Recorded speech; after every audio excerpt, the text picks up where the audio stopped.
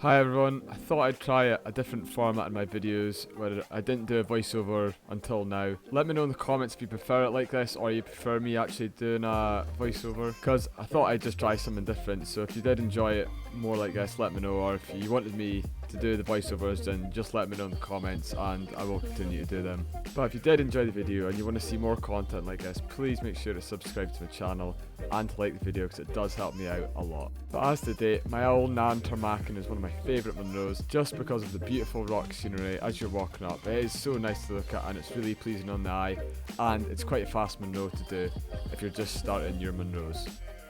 This route is only 5 miles long and it took us just over 3 hours to finish. If the weather is nice, you can walk over the ridge and it does give you better views. Because you made it to the end of the video, please give it a big thumbs up and subscribe to the channel so you don't miss out on future hill walking videos. I'll see you in the next one.